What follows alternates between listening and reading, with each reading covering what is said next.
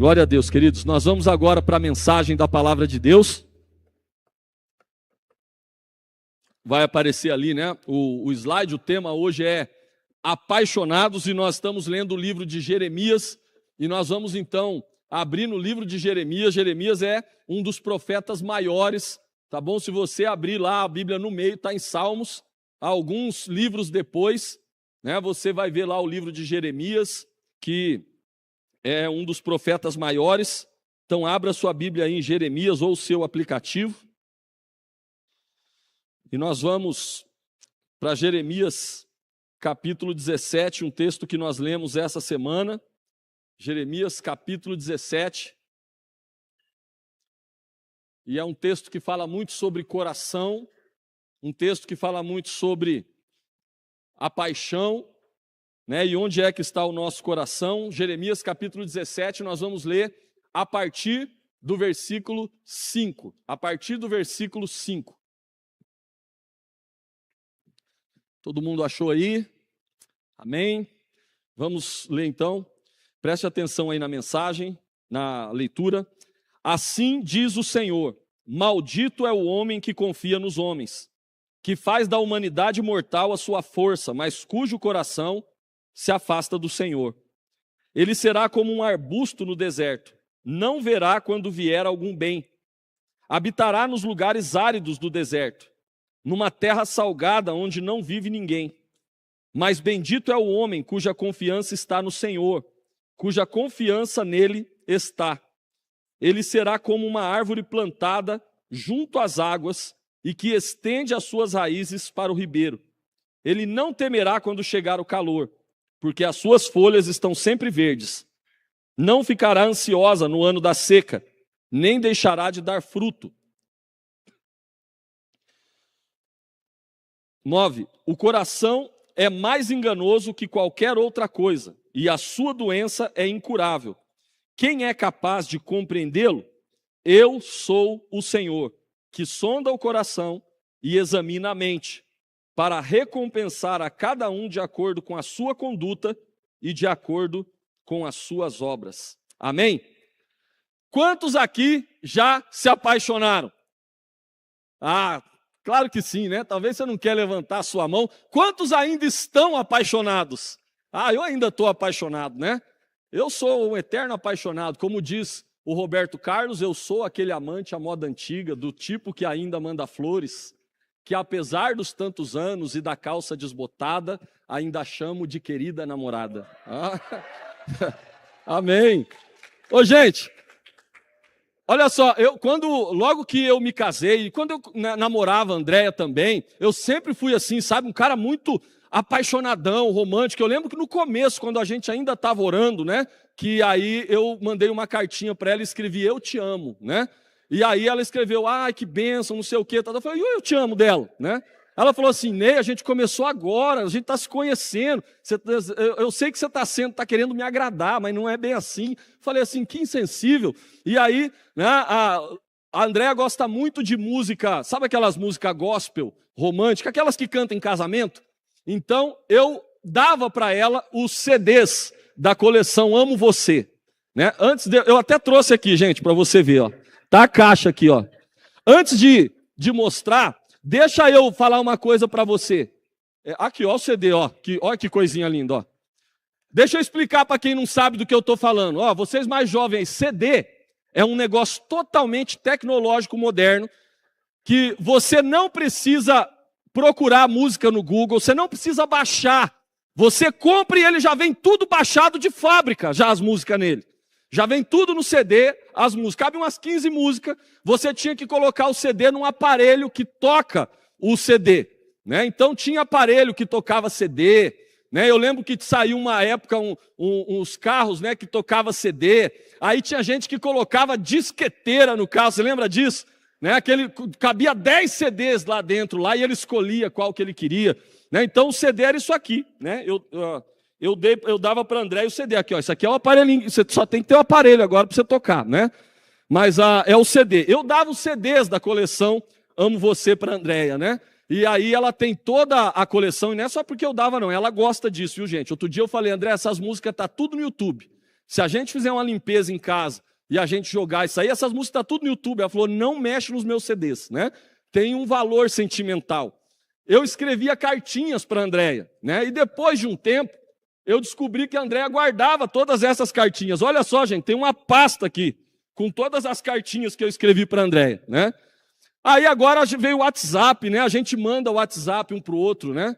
E o último WhatsApp que a Andréia me mandou foi essa semana, estava escrito assim, não esquece o frango. A gente manda coisa do dia a dia também, né, gente? Não é só coraçãozinho nos olhos. Mas quando a gente está apaixonado, a gente faz um monte de coisa. Sabe o que eu fiz quando eu estava apaixonado pela Andréia? Estava namorando ela. Eu dei uma chuteira para o meu cunhado. Agora, gente, deixa eu falar uma coisa para vocês. O meu cunhado não era esse William, homem de Deus, cara top, líder dos corajosos, né? Que a gente... O William era um mala sem alça, gente. Eu lembro que no casamento nosso, né? Ele levou uma galera tão mal encarada que o pessoal falou assim, vamos lá, né, pedir o dinheiro da gravata. Eu falei, não vai naquela galera não, eu não sei se o dinheiro da gravata volta. Deixa eles lá, né? Eles estão lá comemorando sozinhos, deixa eles lá. Mas eu queria agradar a Andréia. Sabe, tinha uma marca de tênis, né, na década de 80, 90, que, quem tinha era o cara, era o Pony. Quem lembra do Pony? O Pony, o João levantou a mão lá, isso revela a sua idade.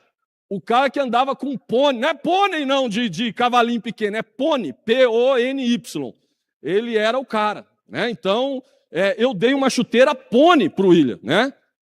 Tá aí, tô clicando aqui, clica lá para aparecer, olha lá, pônei, ó. E era pônei mundial. Eu sei que tem um monte de gente pensando em piadinha aí, não vou fazer piada não.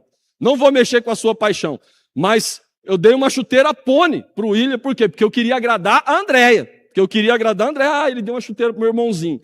Quando a gente está apaixonado, a gente faz essas coisas, mas o que isso tem a ver com a mensagem? Tem tudo a ver. E eu vou explicar para vocês por que eu falei essas coisas. O livro de Jeremias, ele é um livro que Deus levanta Jeremias para dizer para o povo o seguinte, vocês pisaram na bola e vocês serão punidos. Vocês vão ser levados para o cativeiro. Não é um livro que Deus levanta um profeta para dizer assim, arrependam-se como acontece em outros livros, porque senão vai acontecer coisa pior com vocês. Não, já deu.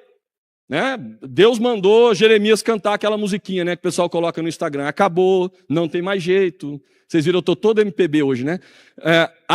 Ou seja, não dá mais. Para vocês já era. Acabou. Vocês vão ser levados pela Babilônia. Vocês podem se arrepender para não acontecer coisa pior, mas o cativeiro de vocês já vem. E por que aconteceu isso? Por que o povo foi levado para o cativeiro? E por que Deus levanta Jeremias para dar essa mensagem tão dura para o povo?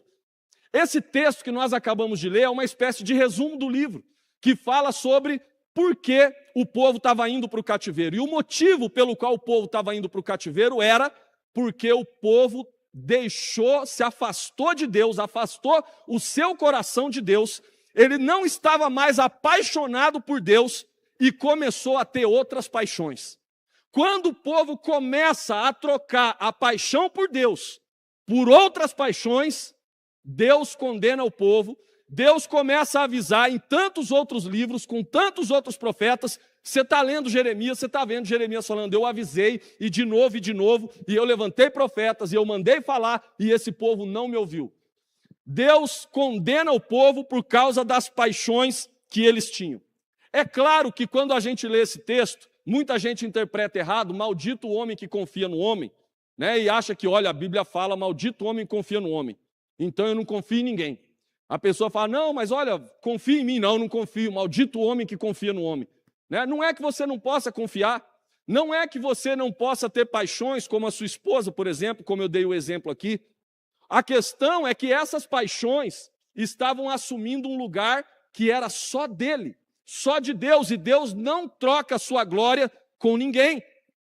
Ou ele está em primeiro lugar na sua vida, ou ele não está. Ele quer ocupar o trono, ou então ele não ocupa. Ele não vai fazer parte. E ele fala para o povo, vocês começaram a se apaixonar por outras coisas, e essas coisas afastaram o seu coração de mim. O povo não era mais apaixonado por Deus. Eles tinham agora outras paixões. Mas por que eles não poderiam ter outras paixões. Por que Deus é tão exclusivista assim? E Jeremias fala nesse texto os porquês isso vai acontecer. Por que que Deus condena o povo, então, com respeito a essas coisas? Primeira coisa, diz aí no versículo, está no versículo 5, né? Quando o Senhor não é a sua paixão, você acaba se afastando dele. Quando o Senhor não é a sua paixão, você acaba se afastando dele. Ele diz aí, assim diz o Senhor, maldito o homem que confia nos homens, que faz da humanidade mortal a sua força, mas cujo coração se afasta do Senhor.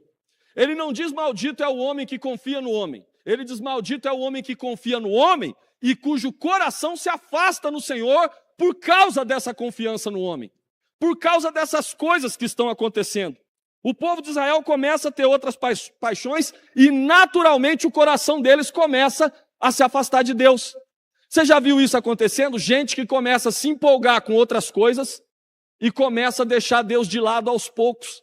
Começa a dar desculpas, mas a verdade é que a pessoa já não é mais tão apaixonada por Deus como era antes.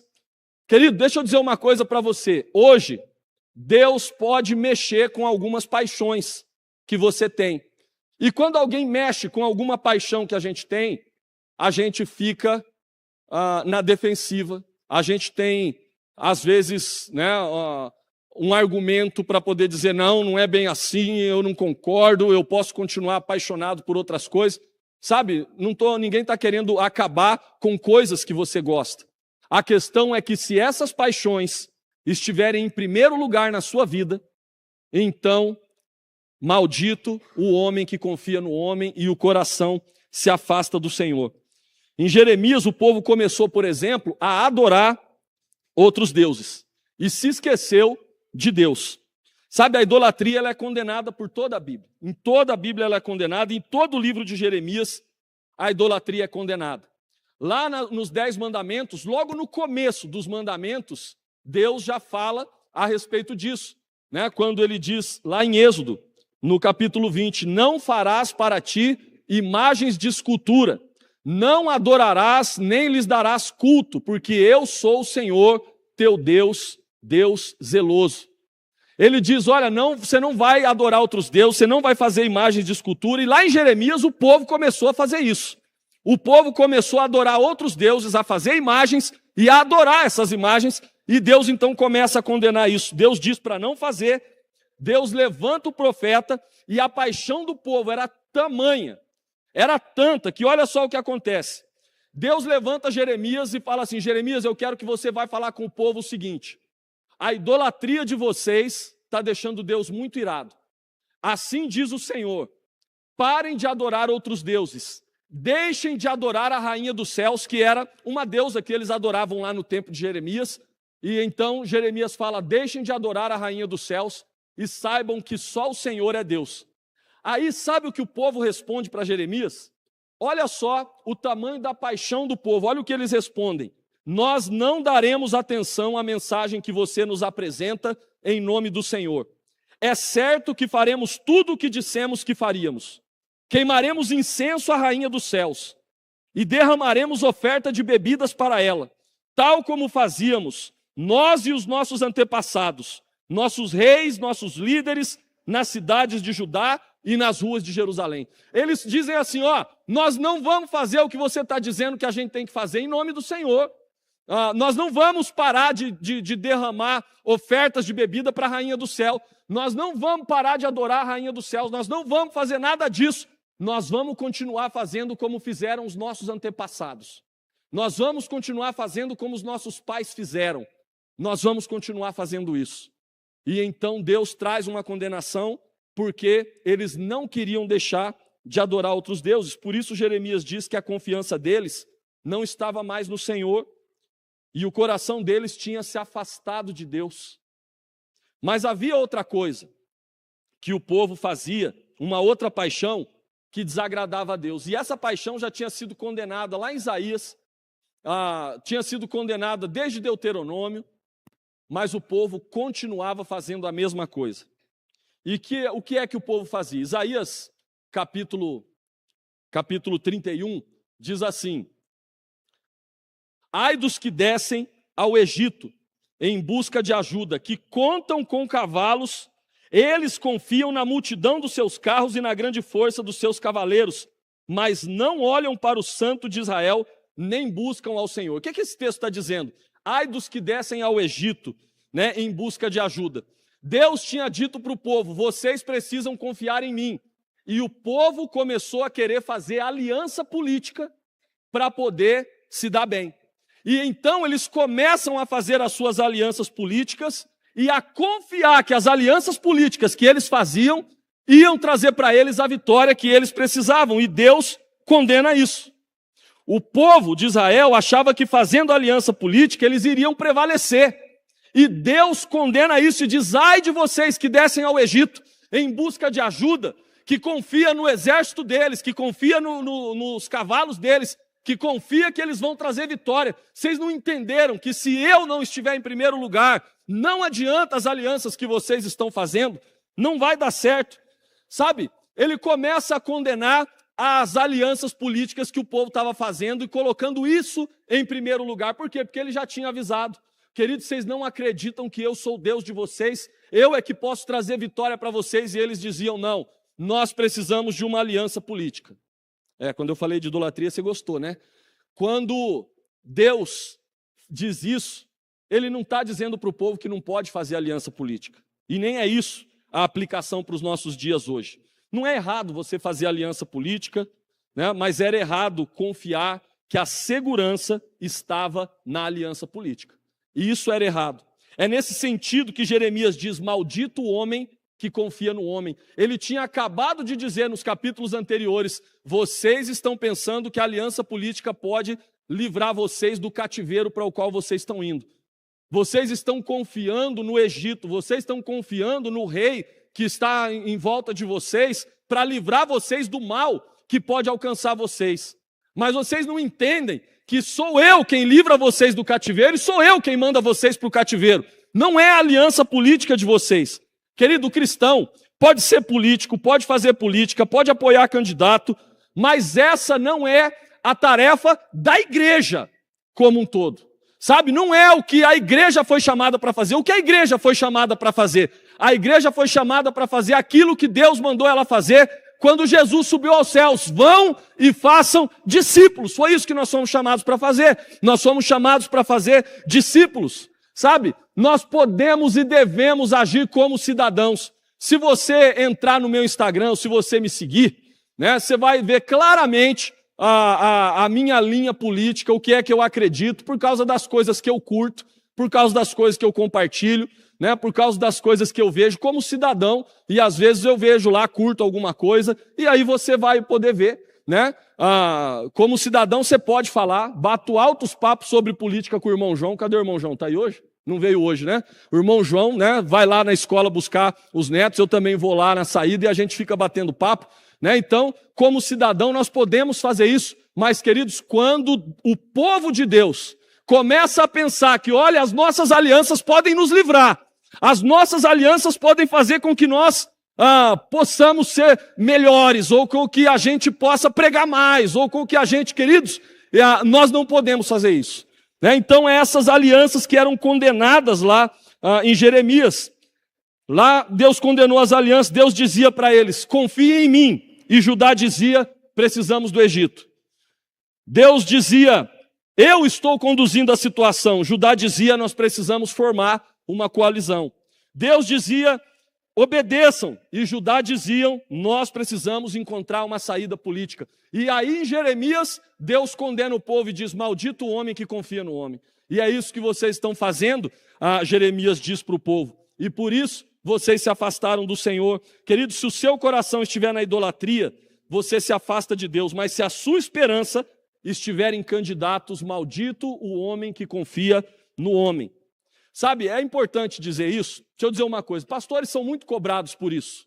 Sabe, tem que falar, né? Tem que dizer, ou tem que apoiar X ou Y.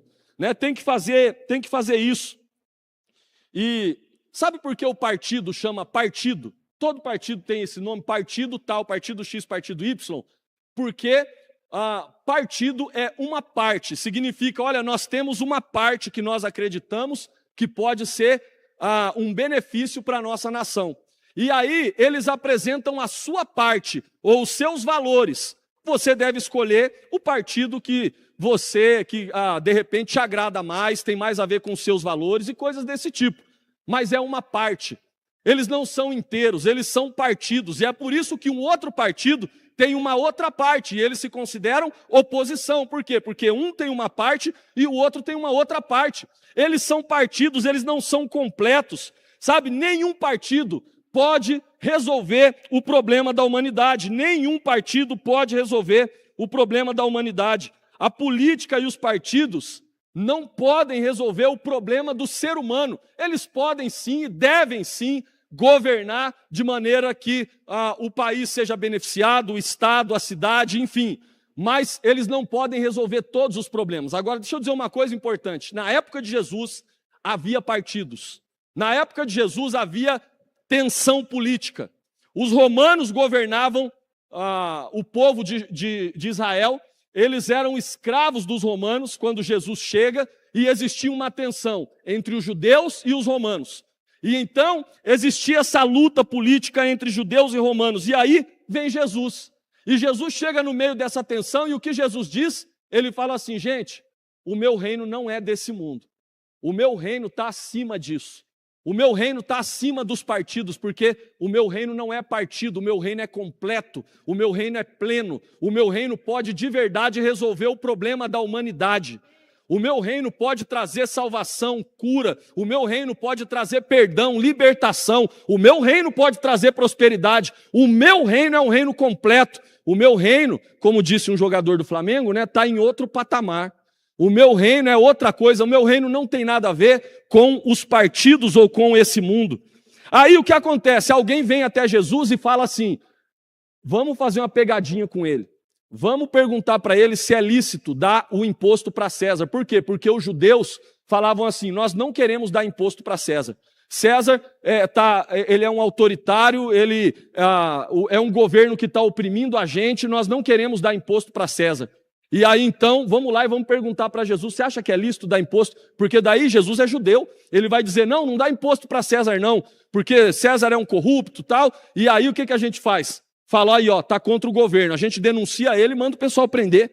Aí eles vão lá: Jesus, é lícito dar imposto para César? Pega uma moeda aí. O rosto de quem está nessa moeda aí? De César. Então, querido, dá para César o que é de César, mas dá a Deus o que é de Deus.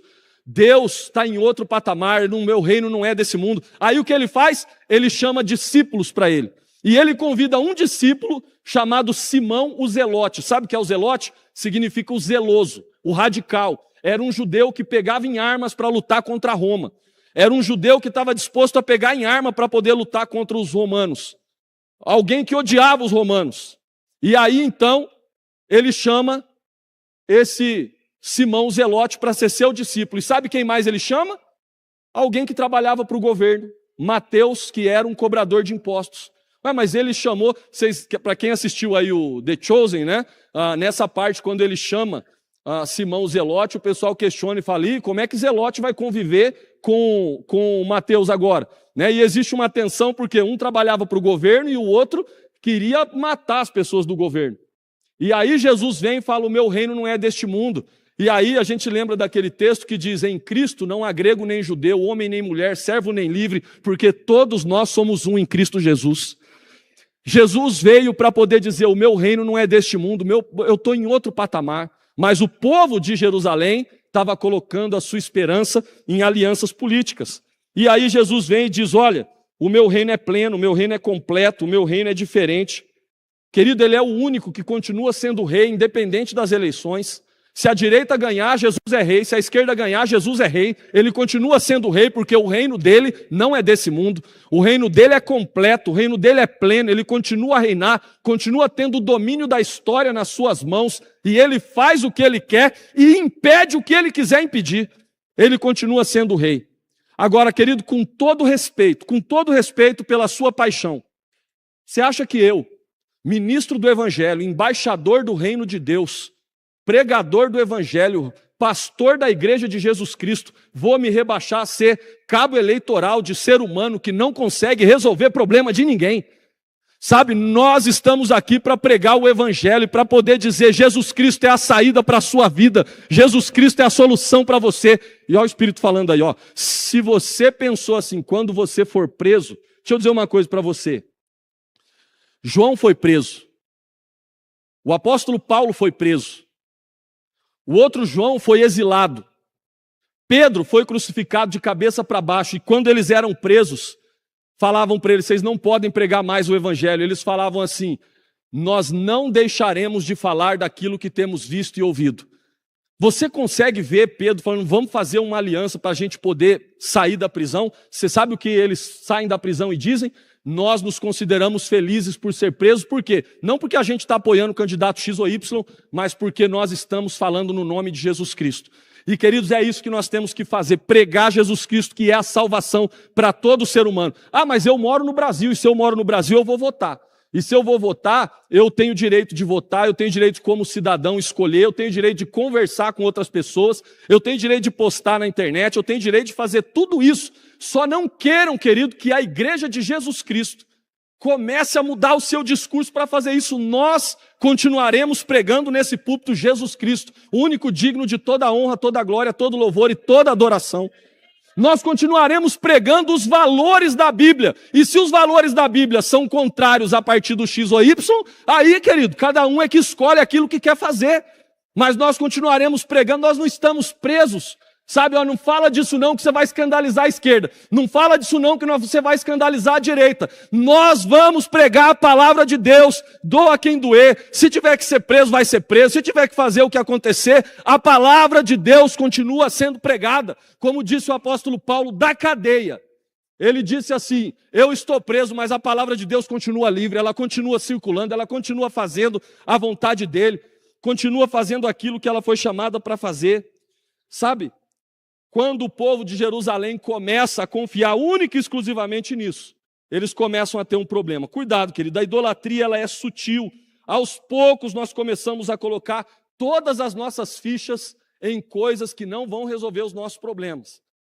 Volto a dizer, continue fazendo, continue trabalhando, continue se empenhando, continue militando se você quiser, mas se essa for a razão da sua vida, se isso estiver em primeiro lugar para você, sabe por quê? Porque nós temos discurso. Não, Deus em primeiro lugar. Deus em primeiro lugar é um jargão. O que mostra se Deus está em primeiro lugar de verdade é a sua vida.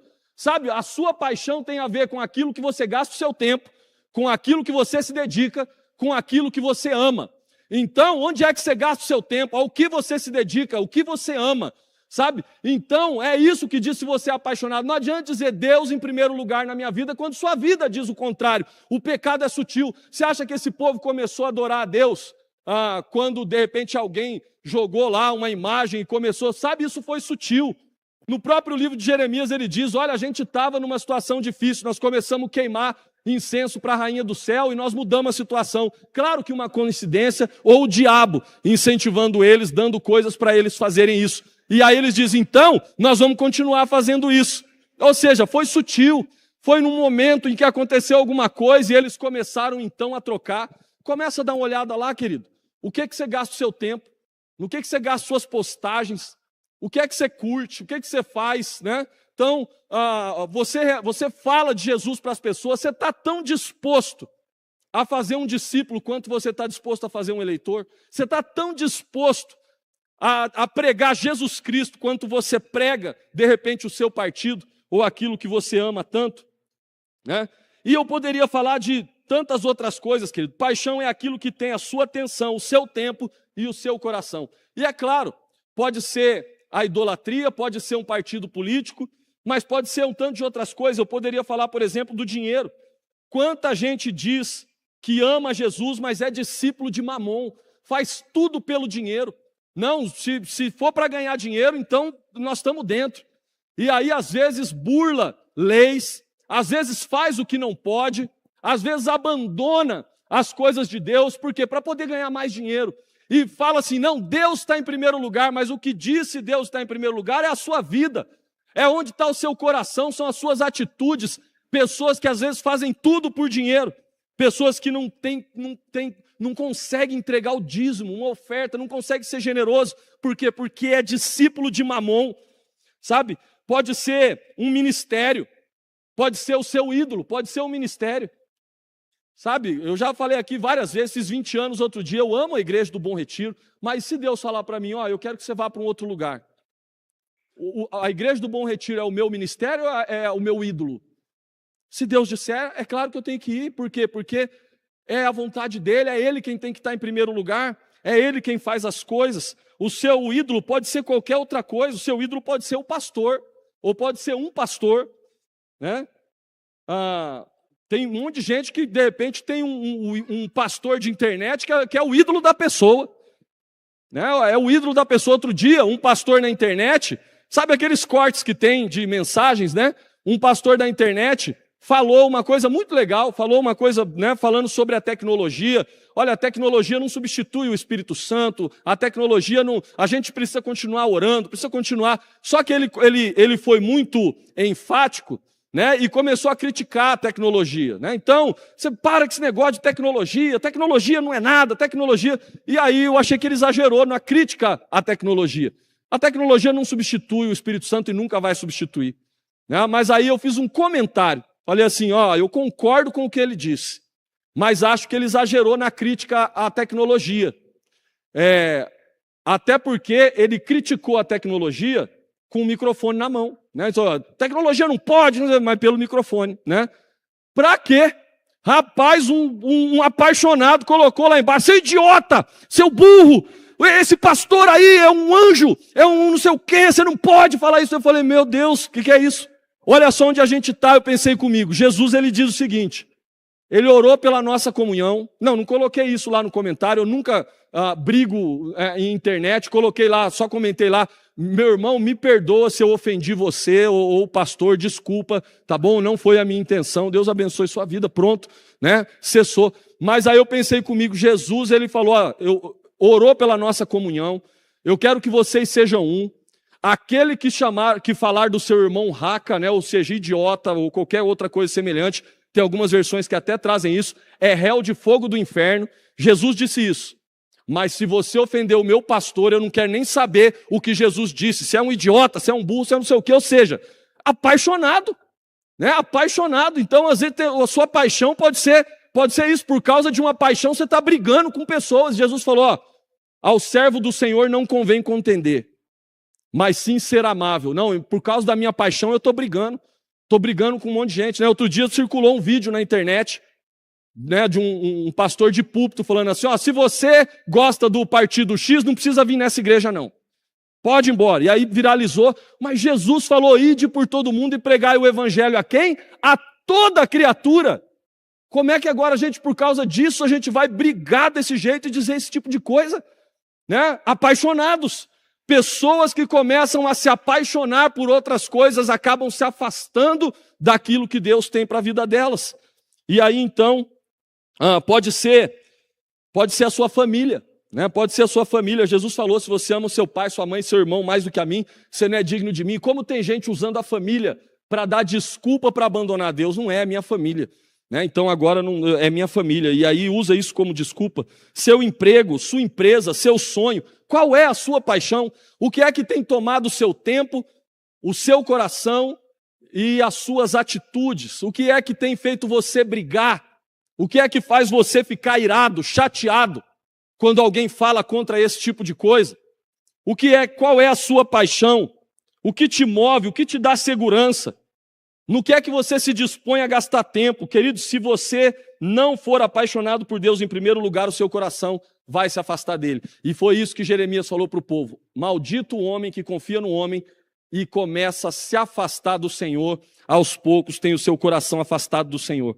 Quando o Senhor não é a nossa paixão, você é prejudicado. No versículo 6 ele diz, ele será como um arbusto no deserto, não verá quando vier algum bem. Habitará nos lugares áridos do deserto, numa terra salgada, onde não vive ninguém. Ele está dizendo claramente, a pessoa que abandona Deus e começa a ter outras paixões vai ser prejudicado. Jeremias compara a vida de quem tem outras paixões e se afasta do Senhor a uma árvore no deserto. sozinha, que não consegue ver o bem. Qual era o plano de Deus para Israel? O plano de Deus era ser levado para o cativeiro, para a Babilônia? Com certeza não. No próprio livro de Jeremias ele diz isso. Eu é que sei os planos que tenho para vocês. Planos de bem e não de mal. O meu plano para vocês não era plano ruim, era planos bons. Por que é que vocês estão sofrendo isso? Porque vocês se afastaram de mim. O fato de terem deixado a Deus fez com que eles fossem para o cativeiro. Querido, quando você troca a Deus por qualquer outra coisa, que parece lícita, às vezes, você vai começar a ter problemas. Sabe, há mais de 20 anos, eu era líder de jovens aqui na igreja, e uma menina me procurou. Nem ela e nem o namorado, ou ex-namorado, né, aqui no caso, estão mais na igreja. Há muito tempo, né, eles saíram da igreja. Mas eles eram jovens na igreja quando eu era líder de jovens. E essa menina me procurou desesperada, depressiva, muito chateada, e falando, eu não sei o que fazer, a minha vida vai acabar, e agora, o que aconteceu? O meu namorado terminou comigo. E aí eu falei, mas isso acontece, tal, Deus tem o melhor para você. E ela, não pode ser, por que ele fez isso? Ele é um canalha, e tanta raiva dele. Mas eu falei, o que está acontecendo? Por que você está tão chateado assim? Isso não parece amor, parece um ódio. Aí ela falou assim, eu me entreguei para ele era tudo para mim, e agora ele faz isso. Eu falei, tá aí o problema. Se Jesus fosse tudo para você, você não estaria nessa situação agora. Quando você troca a paixão por Jesus por qualquer outra paixão, você é prejudicado. O choro é porque aquela pessoa passou a ser tudo e ela se dispôs a fazer aquilo que a Bíblia diz para não fazer. Por quê? Porque ele era tudo para ela. Então eu vou fazer. Mesmo que Jesus diga que não. Porque ele é tudo para mim. E aí essa pessoa então estava passando por aquela dificuldade. A Bíblia diz, há caminho que parece certo ao homem, mas no final conduz à morte. E volto a dizer, isso é muito sutil. Não é nada não, é só um hobby. Não é nada não, eu só gosto disso, mas Deus está em primeiro lugar. E aos poucos nós começamos a abandonar Deus por causa das nossas paixões. Sabe, eu não creio que essa mensagem é um já era de Deus para você, como Jeremias foi para o povo. Eu creio que é mais um toque do Espírito Santo para você avaliar de verdade onde é que está o seu coração. Onde é? Será que Deus está em primeiro lugar de verdade na sua vida? Sabe, a gente às vezes fica, parece que dando murro em ponta de faca, como diz a frase, né?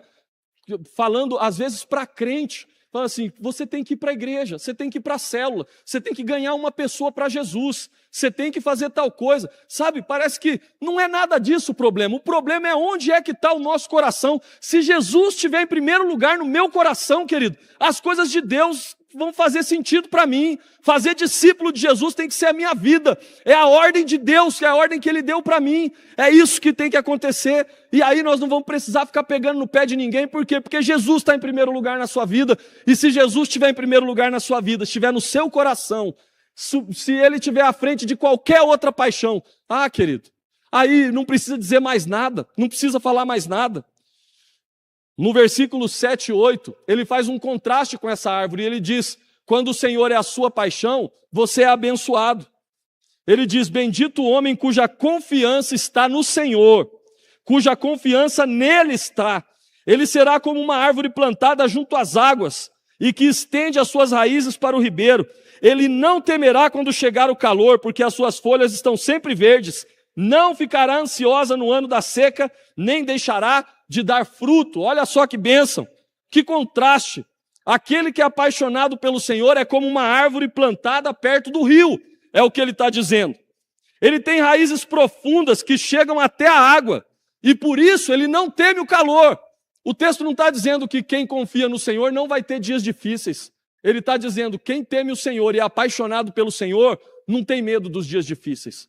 Sabe por quê? Porque tem raízes, e as suas raízes estão bem profundas. Ele está plantado perto dos rios de águas vivas, e por isso ele não teme o calor. Ele pode até ter problema, mas as suas folhas continuam verdes. E detalhe, o texto diz, eles continuam dando frutos. Continuam dando frutos. É interessante isso que Jesus diz aqui, que eles continuam dando frutos, porque tem uma outra parábola lá no Novo Testamento, a do semeador, que fala sobre sementes que caíram em determinados lugares e essas sementes não davam frutos. Uma só que caiu numa terra boa dava fruto. Uma dessas sementes diz o seguinte: ela caiu num solo que cresceu rapidamente, mas não tinha raiz. E porque não tinha raiz, o que aconteceu? Morreu depressa. Mas a que tinha raízes profundas, essa cresceu e deu fruto a 30, 60 e a 100 por um. Por quê? Porque tinha raiz. O que o texto está dizendo aqui é: se você for apaixonado por Jesus, se Ele estiver em primeiro lugar na sua vida, você está plantado perto do rio, as suas raízes são profundas e você vai continuar dando fruto mesmo em meio aos problemas. Mesmo quando tem dificuldade. Você já viu crente assim? Ah, eu estou com um problema, pum, se afasta. Ah, eu não quero saber porque eu tive um problema. Ah, eu não quero saber porque agora... E para de dar fruto. Para de frutificar. Por quê? Porque eu tive um problema. Eu paro de frutificar. O texto está dizendo: Jesus é a sua paixão de verdade? É. Então você não para de dar fruto. Ah, mas o fulano de tal falou mal de mim. Mas eu estou enraizado em Jesus. Ah, mas eu estou com um problema lá na minha família. Ah, mas eu estou enraizado em Jesus. Ah, mas está acontecendo tal coisa que eu não gosto. Eu estou enraizado em Jesus. Se Jesus é a minha paixão, eu continuo dando frutos. É isso que eu continuo fazendo. É isso que a gente precisa continuar fazendo, sabe? Ontem eu conversei com uma pessoa, foi muito legal. A gente bateu um papo aqui e a gente estava falando a respeito disso, de ministério, de chamado. E aí a pessoa falou a respeito do chamado que ela tinha, né, e de coisas que às vezes dificultaram o chamado.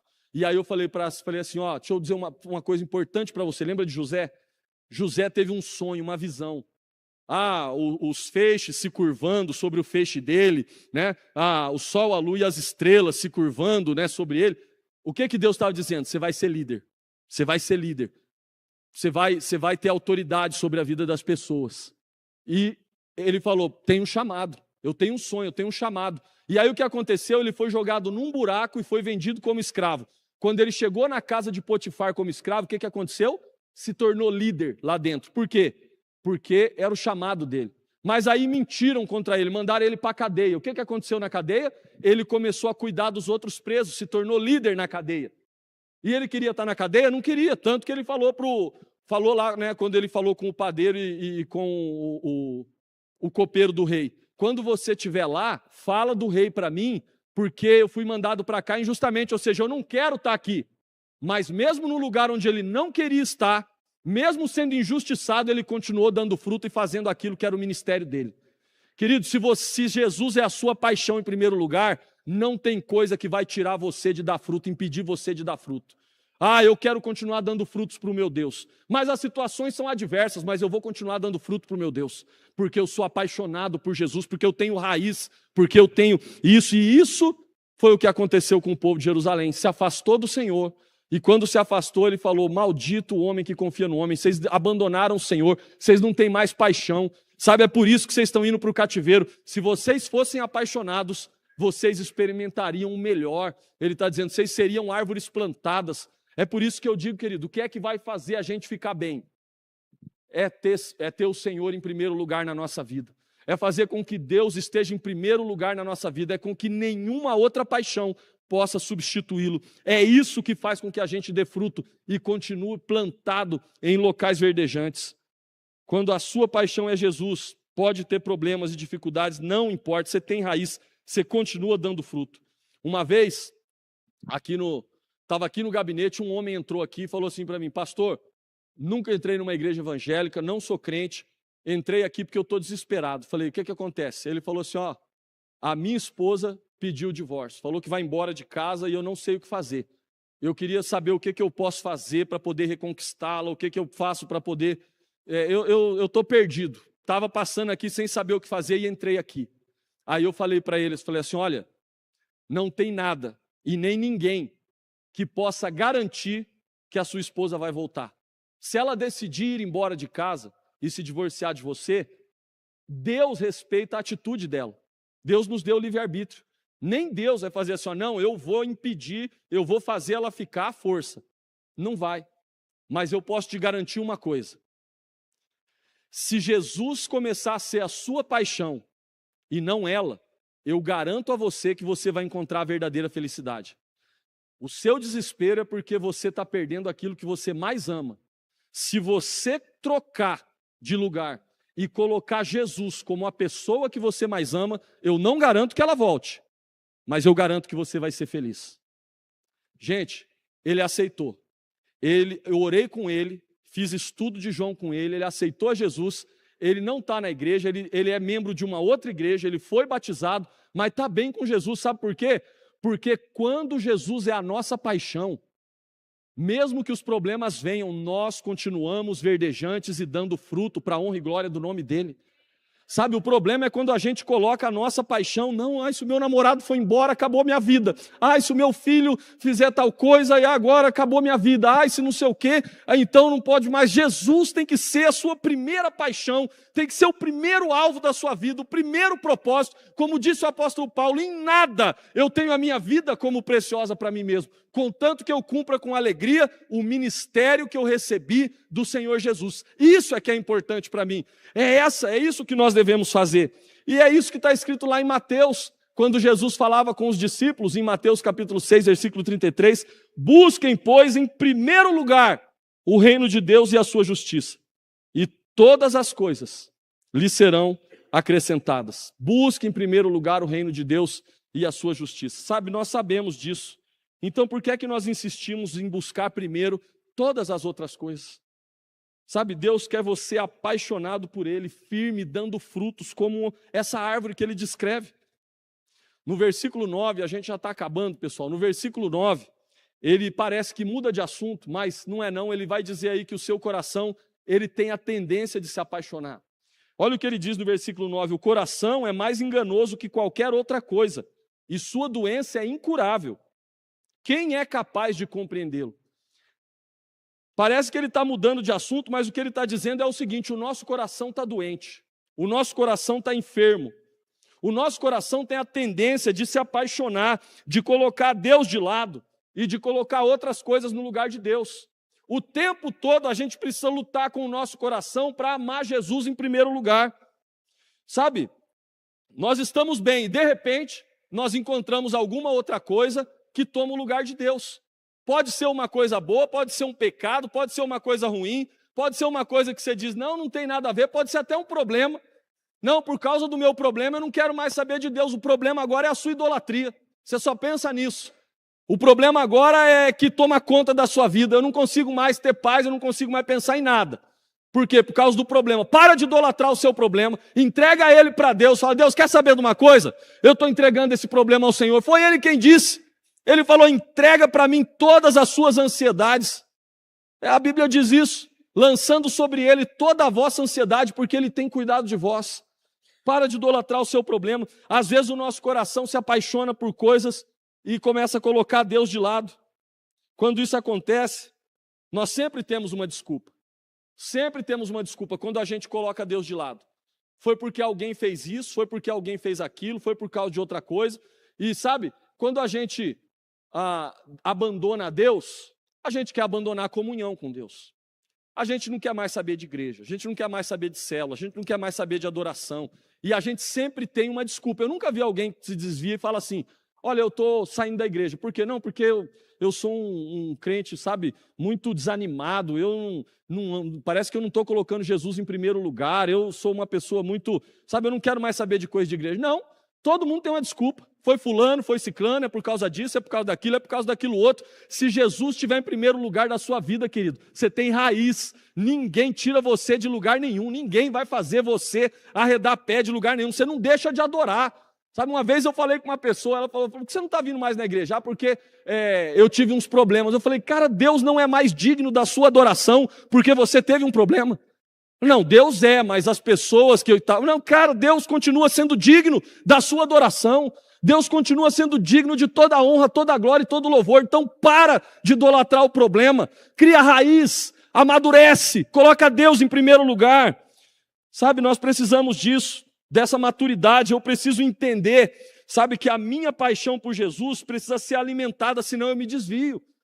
E se eu não tiver essa consciência, eu começo a colocar a culpa nas coisas e nas pessoas. Eu sou volúvel, sabe? Existe uma gravidade que tenta me puxar para longe de Deus e eu tenho que ter consciência disso. Existe uma gravidade que tenta me puxar para longe de Deus. Eu preciso ter essa consciência, senão a gente, se esforça, se dedica, né? Luta, mas a gente se afasta por quê? Porque a gente acha que não. Eu estava bem, o problema é que aconteceu outra coisa. A Bíblia diz o apóstolo Paulo tinha essa tensão. A Bíblia vai falar isso lá em Romanos capítulo 7, quando ele fala da tensão que existia entre a carne e o espírito. Quando quero fazer o bem, o mal está junto de mim. Né? Vejo outra lei atuando nos membros do meu corpo, guerreando contra a lei da minha mente. Existe essa briga entre a carne e o espírito, você tem que ter consciência disso. Você está programado para se desviar se você não fizer nada. Por quê? Porque o seu coração vai se afastando. Você tem que alimentar ele com palavra de Deus, com oração, com paixão por Jesus, com adoração genuína em espírito e em verdade. Se eu não entender que o meu coração tem uma doença chamada pecado, eu vou achar que tudo que o meu coração quiser é certo. Ah, não, eu estou querendo fazer isso, eu estou querendo fazer aquilo. Cuidado, seu coração é enganoso. Já perguntou para Deus se é isso mesmo que Ele quer? Sabe, eu não vou admitir erro e nem a possibilidade de estar errado. Eu vou ser orgulhoso se eu não entender isso. Mas se você entende isso, sabe o que vai acontecer? Você vai ouvir essa mensagem e vai falar assim, Deus, será que eu estou começando a me apaixonar por outra coisa? Será que o meu coração enganoso está querendo me enganar? Mas se você não tiver essa consciência, não, você simplesmente diz, eu não concordo, a minha paixão eu continuo a ter, Deus está em primeiro lugar na minha vida e você não abre mão. Querido, eu não estou falando para você abandonar a paixão, não. Sabe o que eu estou falando para você fazer? Para você fazer uma oração sincera, dizendo, Deus, está faltando paixão na minha vida? Está faltando paixão pelo Senhor de verdade? Senhor, eu estou trocando o Senhor por qualquer outra coisa? Querido, é uma oração sincera que você vai fazer para Deus, só entre você e o Pai. Então, larga o escudo, fala para Deus, Senhor, eu estou aqui, Pai. Se o Senhor quiser me dizer alguma coisa, eu quero ouvir. Era assim que o povo de Israel estava. Eles se achavam tão certos que quando o profeta denunciou, sabe o que aconteceu? Eles jogaram Jeremias num buraco. Talvez você está querendo jogar num buraco também, de repente, mas fala para Deus, Senhor, será que é do Senhor? Será que o Senhor está querendo trazer o meu coração para perto do Senhor? A Bíblia chama esse coração que já se endureceu, que não quer mais ouvir, que não quer mais perguntar para Deus se está errado, de coração cauterizado. Cauterizado. Não, eu não abro mão. Eu sou assim mesmo, essa aqui é a minha opinião, e pronto. E eu não quero ouvir o que o profeta tem para dizer. O povo estava fazendo isso com Jeremias. O que fazer então? O último versículo nos dá a solução. O Senhor é a cura para o seu coração. O versículo 10 ele diz, eu sou o Senhor que sonda o coração e examina a mente, para recompensar a cada um de acordo com a sua conduta e de acordo com as suas obras. Querido, se o nosso coração é enganoso, se ele pode nos ludibriar, então entreguemos o nosso coração no altar do Senhor e falemos para Deus, Senhor, o Senhor é o Senhor que sonda os corações. Que tal o Senhor sondar o meu coração e ver se está faltando paixão aqui? Que tal abrir mão de todo o orgulho e altivez e dizer para Deus, Senhor, eu posso estar errado. Eu posso estar errado. Pode ser que as minhas paixões estão tomando o lugar que é só seu. E eu quero fazer essa oração sincera agora, dizendo para o Senhor, Senhor, sonda o meu coração. E se o Senhor quiser que eu me apaixone mais pelo Senhor, eu quero me apaixonar mais pelo Senhor. Senhor, eu posso estar me afastando do Senhor e nem estou vendo. Estou me afastando do Senhor, e isso não tem a ver com vir para a igreja, não. Pode ser que você venha para a igreja todo domingo e está se afastando de Deus. Tem uma frase que diz, quando uma pessoa se afasta da igreja, é porque de Deus já se afastou faz tempo. Nós vamos primeiro nos afastando de Deus, até que a igreja não faz mais sentido. Célula não faz mais sentido. Que tal você dizer, Senhor, pode me dizer, eu aguento. Pode usar pessoas para falar comigo, Deus. Eu aguento, eu escuto. Eu quero renunciar agora a todos os outros amores, todas as outras paixões. Eu quero declarar o meu amor pelo Senhor. Pode ser que Deus diga para você, quando você fizer essa oração, a mesma coisa que Ele disse para a igreja de Éfeso. E o que foi que Ele disse para a igreja de Éfeso? Ele diz lá em Apocalipse, capítulo 2, versículo 4. Contra você, porém, tenho isto. Você abandonou o seu primeiro amor. Você abandonou o seu primeiro amor. Se você estiver disposto a entregar o seu coração para Jesus, examinar, o que acha que ele vai encontrar aí no seu coração? Pode ser que ele não encontre nada de bom. Pode ser que, como aquela música disse, o Senhor olhar para o meu coração, nada encontrará de bom. Mas agora, nós temos um desejo de ser transformado, um desejo de ser abençoado. E que tal se a gente orar para aquele que examina os corações? E a Bíblia não diz que ele só examina os corações. Tem um outro versículo que diz assim: quando esse povo se voltar para mim, eu tirarei o coração de pedra e darei para eles um novo coração, um coração de carne, um coração apaixonado, um coração que me busca. E vocês me buscarão e me acharão quando me buscarem de todo o vosso coração. Que tal se a gente, além de dizer para o Senhor, Senhor, eu quero que o Senhor sonde o meu coração, a gente disser também, Senhor, eu quero um coração igual ao de Jesus. Jesus tinha um coração tão apaixonado pelo Pai que ele não podia ficar sem falar com ele. Ele tinha o dia atarefado, mas saía de madrugada porque ele tinha que falar com o Pai. Jesus tinha um coração tão apaixonado que mesmo no momento de amargura, ele disse: seja feita a tua vontade e não a minha. Jesus tinha um coração tão apaixonado que ele estava disposto a amar aquelas pessoas que o odiavam. E se nós pedíssemos agora para Deus e falássemos: Deus, dá um coração igual ao teu para nós. Dá um coração igual que o Senhor tem, porque nós não queremos um coração dividido mais. Nós não queremos um coração que adora problema, um coração que adora dificuldade, um coração que adora qualquer outra coisa antes do Senhor, um coração que adora o time de futebol, um coração que adora um partido político, um coração que adora qualquer outra coisa, Pai. Nós queremos um coração igual ao teu, nós queremos um coração igual ao de Jesus, nós queremos ter tanta falta, sentir tanta saudade de Jesus que nós não podemos ficar um minuto sem falar com Ele. Nós queremos um coração desse. Você quer um coração desse? Nós vamos orar agora, fica de pé para a gente poder orar junto. E só se você quiser mesmo, então você ora e pede para Deus agora. Fala assim: Senhor, talvez, ó Pai, o Senhor não vai encontrar coisa boa. Eu quero colocar o meu coração no teu altar agora. E talvez o Senhor não encontre coisa boa aí não. Mas Deus, eu estou tão desejoso, Pai, de trocar esse coração por um coração novo. Eu quero tanto ter um coração obediente, um coração apaixonado. Eu não quero que o cativeiro chegue até mim por causa da minha falta de paixão pelo Senhor. Eu estou hoje abrindo mão de todos os meus amores, de todas as minhas paixões, para colocar o Senhor no trono e para dizer: Deus, me dá um coração igual ao do Senhor, Pai. Faz a tua oração, querido. Fala com Deus agora, é você e Deus. Talvez você está visitando, você nunca entregou o seu coração para Jesus, talvez você cresceu na igreja, mas hoje Deus está falando para você: eu quero o teu coração. Sabe, a tua família vai ser melhor, o teu namoro vai ser melhor, a tua profissão vai ser melhor, tudo vai ser melhor na sua vida se você me der o seu coração. Você vai passar por problema? Vai, mas você vai suportar, porque o teu coração é meu, você tem raiz. Então ora, fala com Ele, entrega o seu coração para Jesus, entrega o seu coração para Ele.